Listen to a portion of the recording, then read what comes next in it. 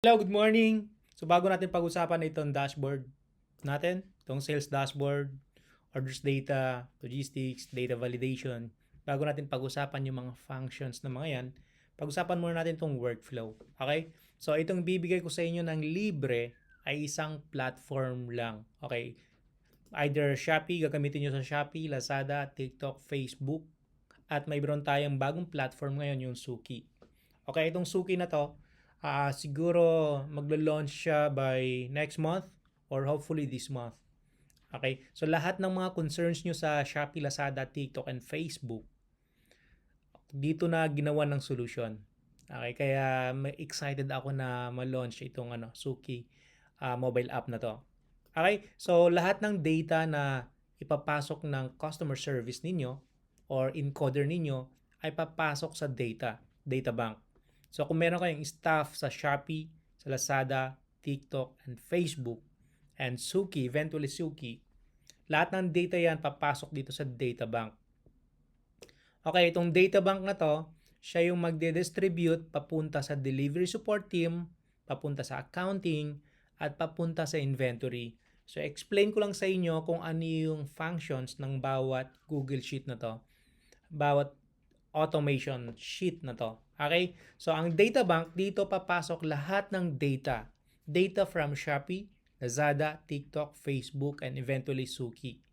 And then yung Suki ay yung data bank, ang function ng delivery support team. Ito napaka-useful ito sa mga merong Facebook ads kasi kung meron kang concern sa mga deliveries mo, pwede mo silang tawagan at pwede mo silang i-filter out kung sino yung problematic, sino yung pending, or kahit anong yung lost parcel, pwede mong i-sort out, pwede mong i-filter out yon. At naka-automated na yon. Okay? So hindi mo na kailangang hanapin pa. Like example, eto, meron tayong ang dami nating mga dito, data. So andito yung delivery status. So hindi mo na kailangang hanapin pa o i-filter out yung mga bawat status. Ito, ang gulo-gulo nito. So, may RTS, may lost, canceled RTS. So, hindi mo na kailangang hanapin pa. Doon sa natin, mayroong isang sheet dito na pag clinic mo, lalabas na lahat ng mga ng mga out of delivery or delivered. So, sampulan natin. Accounting, ito yung data bank, ito yung delivery support team. Okay? So, example lang. So, eto, lahat ng naka-pending, pending ibig sabihin hindi pa ito na-fulfill, okay? Meron tayong apat na delivery fulfillment status, yung pending, confirm, fulfilled, and RTS received. Ang confirm ibig sabihin ready to pack na. Yung pending, kailangan pang i-confirm. Ito applicable lang to sa Facebook, pero sa Lazada, Shopee, TikTok, and Suki ay hindi applicable itong pending. So pag encode mo sa Facebook, from Facebook, dapat naka-pending yan. Kailangan nyo munang tawagan bago nyo i-confirm. Pero may mga seller tayo ngayon na hindi na nila kailangan i-pending. Lahat ng mga orders, hindi na nila tinatawagan. Lahat confirm na. So kailangan mo ilagay sa confirm. Pag lagay mo sa confirm, lalabas lahat ng confirm. Okay? Paglagay mo sa fulfilled, lahat ng fulfilled lalabas. At pag click mo ng RTS receive, lahat ng RTS yan lalabas. So meron kang data kung magkano yung RTS, meron kang data kung ilang quantity yung RTS mo. By the way, itong quantity na to ay hindi numbers of orders, kundi ito yung quantity ng item mo. So, kung makikita mo dito, 29 lang, pero naka-hide kasi yung iba. Okay, yan. So, yan natin. Ito, meron 702. So, meron ding status. So, kung gusto mo malaman yung delivery status, lahat ng pending, or lahat ng confirm, lahat ng, by the way, magkaiba yung delivery, itong fulfillment status at yung delivery status. Pag fulfillment status, nasa warehouse nyo pa lang yan. Yung delivery status, nailabas na ng nakalabas na sa warehouse ninyo, na deliver na, na pick up na, nandun na sa courier. Okay. At ito yung status. Confirm, in transit, yan na yun. problematic, at ito yung mga orders na may problema. Like example, no, hindi sila matawagan o hindi mahanap yung address nila. So may chance ka na tawagan yung customer para ma-deliver yung mga orders ninyo. Kasi pag hindi mo tinawagan yan, sa 3 attempts, kuminsan nga dalawa lang kuminsan nga once lang. Okay? Sa 2 attempts or 3 attempts, 2 attempts ng customer, dapat tinatawagan nyo na yan. Sa first attempt, pag hindi na-deliver yan, may problema yung address or hindi mahanap yung address, kailangan nyo ng tawagan para sa second attempt, ma-deliver na yan. Pag hinayaan nyo yan, tataas ang returns ninyo. So, lahat ng out for delivery, lahat ng delivered, so andyan yun.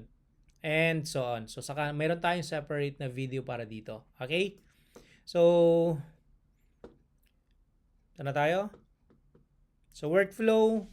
So, meron din tayong accounting. Accounting, ibig sabihin, dun yung makikita kung magkano yung profit ng company. So, naka-automate na rin yan. Okay? So, ang ganda nito. Sobrang ganda nito. Kasi 'di ba yung mga previous na previous na encoding natin o computations natin, kung ano yung order, nag-i-encode tayo dito kung magkano yung product cost. So like example, Healthy Glow Plus. So ini-encode natin 50 pesos. So yung Regios Kids, encode natin 45 pesos. So Kitchen Knife, encode natin 80 pesos. Kung ang dami yung mga product, so nakakalito yung pag-encode dito. Right? Pero dito sa system na to, dito sa Google Sheet na to, pag encode nyo ng Alkaline Sea, automatic ma-detect niya agad kung magkano yung Alkaline Sea at automatic mag-encode na siya. Okay? So yung Faucet Plus, pag na-detect ng system natin na ang order ay Faucet Plus, i-encode na niya agad, automatic, hindi manual, automatic i-encode niya kung magkano yung price ng Faucet Plus. At meron tayong mga data validation kung magkano yung mga product na to. Okay? So, meron tayong data validation, nandun yung lahat ng mga data price, yung mga product price, kung magkano yung in-encode mo doon, yun ang lalabas dito. Okay? So, kung makikita mo rito, meron mga formula yan. And same with fulfillment fee. Ang fulfillment fee, ito yung kung magkano yung pouch, magkano yung packaging materials, and so on. So, ikaw mismo maglalagay kung magkano yung fulfillment fee mo doon sa data validation. Pero wala kasi dito. Wala dito. Okay, nasa accounting. Okay, tingnan natin. So, ilalagay mo rito kung magkano yung product cost. Okay, magkano yung fulfillment fee. Yan. Tapos, lagay mo rito kung ano pa ba yung iba natin. So, ito lang naman yung sa may accounting side Okay? So, kung makikita mo rito, ang Alkaline Sea ay 125 at ang Regios Plus ay 45. Kung babaguhin natin to ng 1,000, 130. Okay. And then, Regios Plus, sabihin natin 55. Kung makikita mo rito, automatic na yan, 130 and 55. So, nag-auto-adjust na yan. Okay? So, at ang maganda nito, kahit na i-delete mo yan, okay, babalik at babalik yan. Why? Kasi naka-formula yan. Naka-automatic nag-a-appear na yan dyan. So, hindi mo na kailangan mag-encode kasi dito. Kasi pag mag-encode yung Shopee department mo, itong Shopee, automatic na yan nag-a-appear na dyan.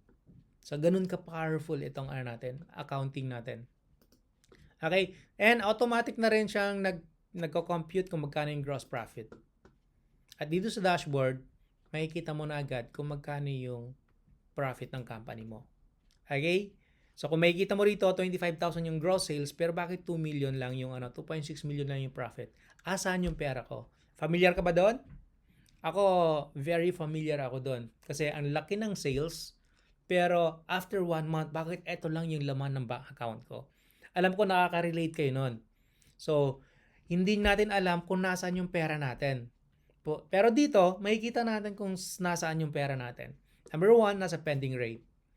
Okay, so kung meron kang data na ganito guys, kung meron kayong data na ganito, magagawa nyo ng solution. Like example, may pending rate. So, create ka ng panibagong department para tumawag dito. Imagine mo, nasa 3 million, no? Kahit man lang sana 50% yung ma-recover nyo dyan. Malaking pera pa rin yun. Nasa 1.5 million yan. Okay? So, yung confirm. So, itong confirm na to, na-confirm na, ibig sabihin, ang date ay February 1 to March 31. So, magtataka ka bakit may 2% na confirm. Why? Kasi baka mamaya yung mga staff mo, hindi sila nag-update ng delivery status. Okay? Kasi pagka binago mo ang kino-consider kasi ng profit ay yung delivered. Okay, so out of this amount, ang profit mo dito ay 2.6. So base dito sa computations ng na-less na yung product cost, na-less na yung fulfillment fee, at na-less na yung commission or collection fee. Okay? So, naka-automate na yan. Tapos, pagdating dito, so check natin dito sa may dashboard. So, magtataka ka, bakit 14% lang yung delivery rate? Malamang, siguro, yung staff mo, hindi nag-update ng delivery status. So, yung accounting mo, yung staff mo na naka-assign dito, kailangan lang niyang i-remind yung encoder ninyo na kailangan nila mag-update ng delivery status. Eto, kailangan nilang i-update to. Etong out of delivery, kailangan na lang i-check kung delivered na to or nag-RTS para mag-appear dito sa delivered. Okay? So, RTS 17.9, ang taas ng RTS, nasa 4.5. So, kailangan mo mag-hire ng additional staff para ma-recover yung RTS. So, para mabawasan yung RTS mo, ang allowed na RTS ay nasa 15% below. Lost. So, imagine mo, no, meron kang lost na 1.7 million. So, hindi mo alam kung binabayaran ka ng Shopee, Lazada, TikTok, kung magkano yung binabayad nila sa kanya. At paano pagka ang binayad lang sa'yo ay nasa 300,000 lang? Without you knowing it. Kasi wala kang data. Okay? So, imagine mo kung gaano ka-powerful itong data na to. Yung canceled, 6%. Okay? So, good to para sa akin. Pero kung kailangan mo pang babaan, kailangan mo munang create ng additional staff para tawagan o i-confirm itong mga to. Bakit sila nag-cancel? Ano yung reason kung bakit sila nag-cancel? So, kung alam nyo na yung reasons nila, then makakagawa na kayo ng solutions. And yung total rates, ibig sabihin, itong lahat ng red na to, pinag-plus ko lahat yan. At ang lumabas ay 100. Pag less than 100 yan, ibig sabihin may mali dito sa mga rates na to. Pag lumampas ng 100 yan, may mali dyan. Pero exact 100. Okay, yung expenses naman, so ang ginagawa lang ng encoder mo, kailangan niya lang i-encode dito lahat ng mga expenses mo at lalabas na dito yung total. Base dito sa date. Okay, ganito po kaganda itong accounting natin. So, meron tayong separate na video para ma-explain ito. Okay? So, balik tayo dito sa may workflow. And inventory, itong inventory natin, hindi nyo kailangan dito ng staff or inventory staff. Kasi nagsasayang lang tayo ng oras kung naka-automate naman. Why? Kasi, eto, okay, mamaya na yan. Okay, etong itong inventory natin, lahat ng orders from Shopee, Lazada, TikTok, Facebook, and Suki ay papasok na dito, naka-automate. So, kung matitignan nyo, eto, separate ng Google Sheet. Okay. Eto, separate ng Google Sheet. Eto, separate ng Google Sheet. Separate. So, ibig sabihin, yung accounting natin, hindi niya pwedeng i-access etong Shopee. Okay? So, itong data bank natin, wala namang gumagamit nito. Naka-ano lang yan. Naka-tago lang to. Okay? Yung itong delivery support team, hindi niya pwedeng i-access itong data bank. Wala sang access nito unless binigyan niyo sila ng access. Okay? Itong inventory natin, wala siyang access dito. Wala sang access dito. Wala talaga. Okay. Pero lahat ng data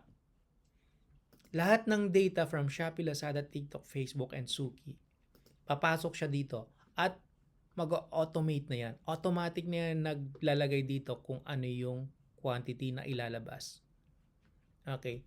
So, hindi nyo na kailangan mag-update, mag-encode kung ilang Shinrai applicator ang lumabas, ilang filter ang lumabas, ilang Cosme, niacinamide, soap, whatever is that, okay, ang lumabas. So, hindi nyo na kailangan mag-manual encoding. formula na lahat yan. Okay? So, ibig sabihin, dito, ilalagay mo lang dito kung ilan para sa'yo ang sufficient, ilan sa'yo ang low stock, maximum at minimum, ilan sa'yo ang rest stock, para kapag tinignan mo yung sufficient, lalabas na ito. Ito pa pala yung mga product ko na marami pala akong stocks. So, mas maiwasan yung overstock. Okay?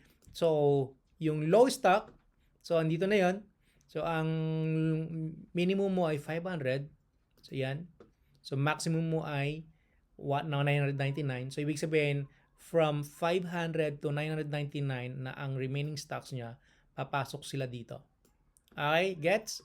And meron din tayong restock. Makikita mo dito, ito pala yung mga stocks ko na kailangan ko lang mag-replenish. So, yan yun. So, naka-automate na yan lahat. So, kung meron kayong papasok ng stocks, punta lang kayo dito, ilagay nyo lang dito yung date, at ilagay nyo dito yung quantity, at automatic mag-update na dito. Okay? So, sa endorsement, ito meron tayong separate na video para explain natin to. Okay, yung orders data, lahat ng data from Lazada, Shopee, TikTok, Facebook, and Suki. Dito yan pumapasok. Data validation. Okay, so kung gusto mong magdagdag ito, papalitan mo lang dito yung mga pangalan ng mga agent and so on. So meron tayong separate na video para dyan. Ayan, so ganyan nagpa-function itong mga Google Sheet natin. And guess what? Bibigyan ko kayo ng free copy ng Google Sheet na to. Okay, isang platform. Either nasa iyo yun kung gagawin mo siyang Shopee, Lazada, TikTok, Facebook, or Suki Google Sheet Automation. And then, kung gusto mong makuha ito ng libre, kailangan nyo lang gumawa ng excellent at convincing na video review sa dashboard na to, sa sales dashboard na to. At kapag nagustuhan namin yung video ninyo, bibigay namin sa inyo ng libre itong data bank, delivery, support team, accounting, inventory. Nang lahat ay nakakonect dito.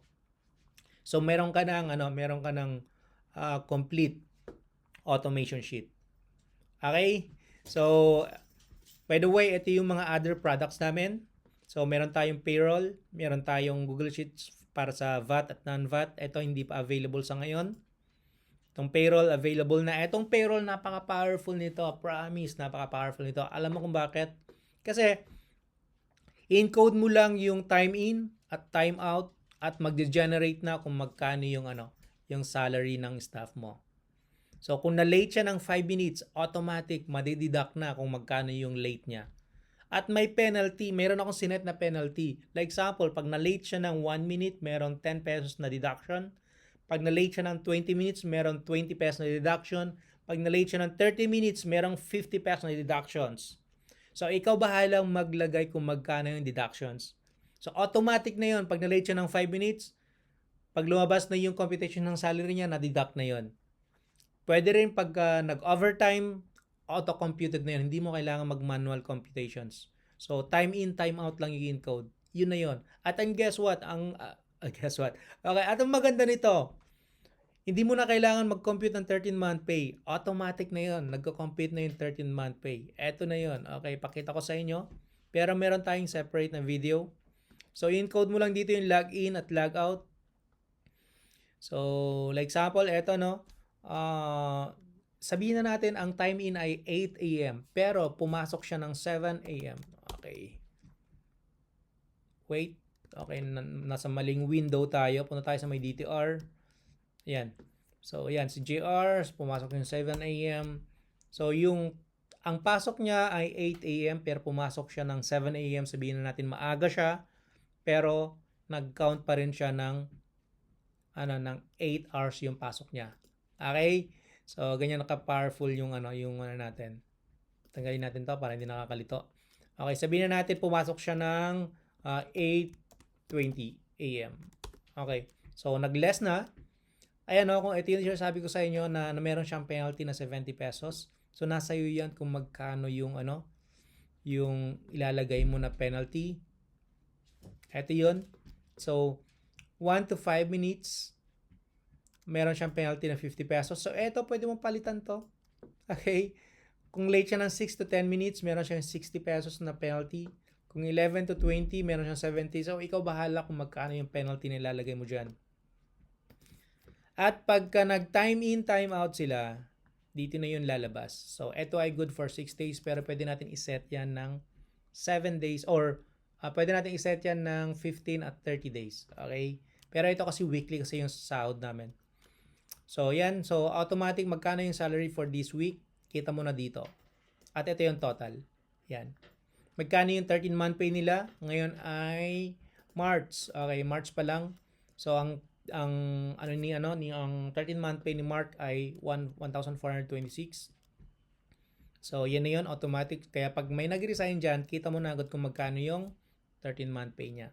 Okay? So, ganyan kaganda itong Meron din tayong DTR, payroll. Okay? So, meron din tayong payslip. So, kung gusto mo malaman, ito yung date.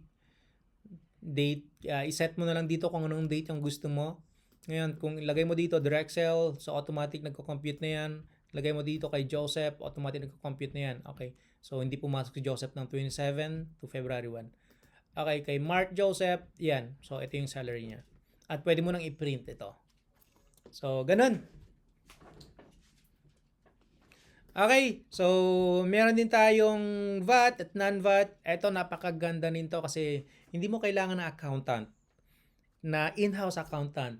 So, ang sahod ng in-house accountant, ang starting salary niya ay 15,000 or 18,000. Pero kung mas mataas na yung kung meron siyang I think 18,000 is accounting assistant lang yon. Ang salary usually ng accountant ay 50,000, mga ganun. So, hindi mo kailangan ng in-house accountant kung nag-i-start ka pa lang. Pero pag malaki na yung sales mo, why not? Mas maganda yan.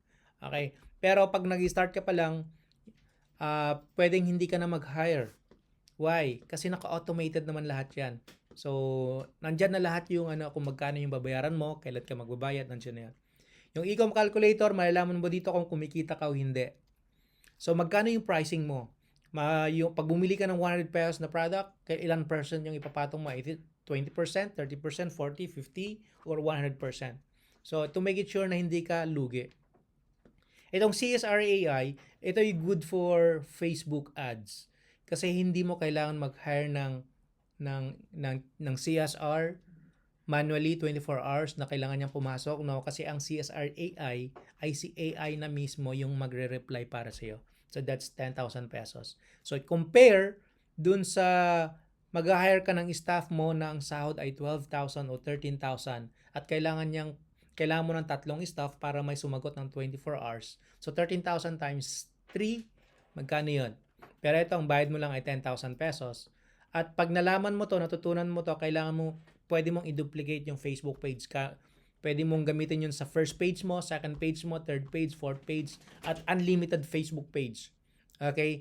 Alam nyo naman, pag manual ang CSR natin, sobrang dami ng kailangan mong staff para ma-accommodate, para masagutan nila yung maraming mong Facebook page. At ito yung masakit.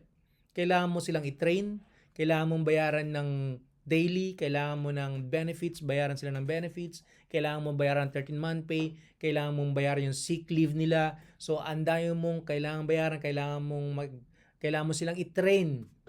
Okay, andayo mong kailangan i-consider, tapos pagdating sa dulo, magre-resign din pala. Ang sakit, di ba? Okay, eto, SEO.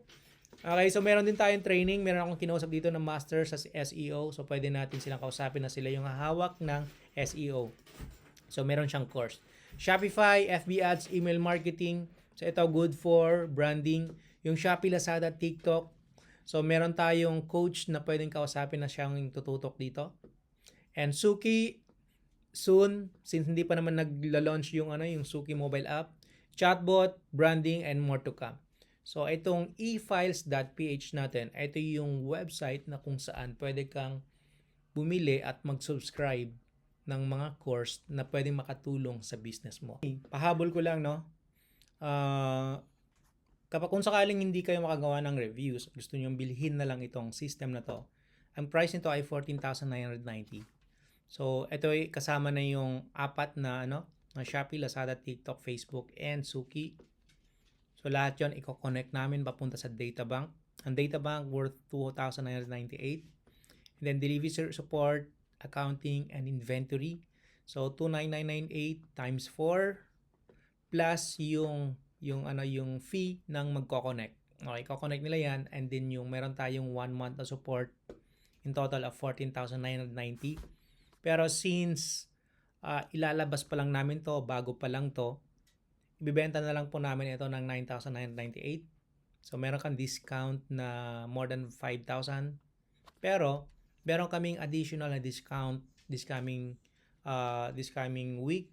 So pagkalabas ng website namin, meron kaming special discount siguro sa mga first 5 customers na mag-avail nito. Itong system na to ay ibebenta lang namin ng 4,990 for the 5 customers. 5 first customers lang to. Okay? So 4,919 na lang ito sa first 5 customers na makaka-avail nito. So kung siguro mag-iisip kayo bakit ganun na lang kamahal itong system na to. So unang-una, sobrang mura na ito at one-time payment lang ito. Hindi siya monthly subscriptions or hindi mo siya pasasahuran ng monthly.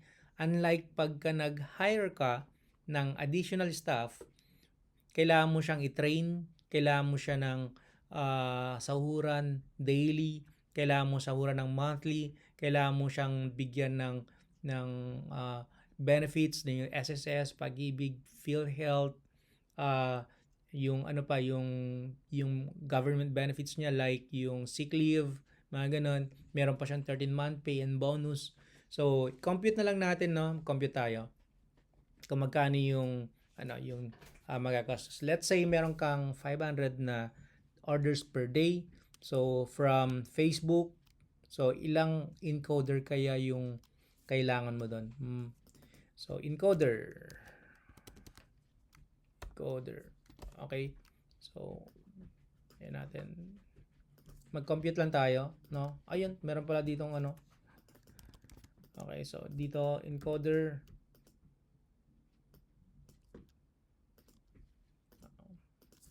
Yan, magkano yung sahod niya? Ang sahod niya ay I think sabihin na natin 500 pesos per day. Magkano yung ilang araw yung pasok niya? 26 days in 1 month. So ang sasahurin mo siya ng 13,000. So tapos kailangan mo ng ilang encoder yung kailangan mo? Let's say 2. So kailangan mo ng delivery support team. Ito, kailangan, napaka-importante ito. Lahat tatawagan nila yung mga customers na may problema sa delivery, yung hindi mahanap yung address or wala sa office yung magre-receive pero ang address ay nasa bahay. So mga ganun. So pag hindi natin sila tinawagan at in-inform, tataas yung returns natin at mas malaki yung loss natin. So ang sahod niyan, let's say 500, ilan sila? Sabihin na natin 2. So 26. So sabihin natin 2. Okay. At kailangan natin ng accounting staff. Ang sahod niyan ay let's say 650. So 26 days. So ilan? Isa lang. Kailangan natin ng inventory staff. Ang sahod niyan ay 500. So 26 days. So isa. Ano pa ba yung mga kailangan natin okay, sabihin natin iyan lang yon. Nag-compute na siya. Na-compute na siya. Okay, so yung black. So yan. So, 2, kailangan mo rito 26,000, 16,000, 13,000. At kailangan mo ng 81,900 monthly na fund para magawa ito ng staff mo. Okay? At kailangan mo ng 12 months sa loob ng isang taon. Ibig sabihin, maglalabas ka ng 982,800 or almost 1 million ang magagastos mo sa staff mo for the whole year. And imagine mo, compare mo dito sa 14,990. Sa palagay mo, mura ba to o mahal? Okay, kayo na po yung sasagot nun. Okay? Pero ang good news, para makuha nyo to ng libre, Okay, so ano natin? Ano nangyari dito? Okay, para makuha nyo to ng libre, meron ako na-discuss sa first video. So, rewind nyo na lang. Okay. Ayan. So, ayun lang naman yung dagdag nito. Okay, salamat and God bless. See you on my next video.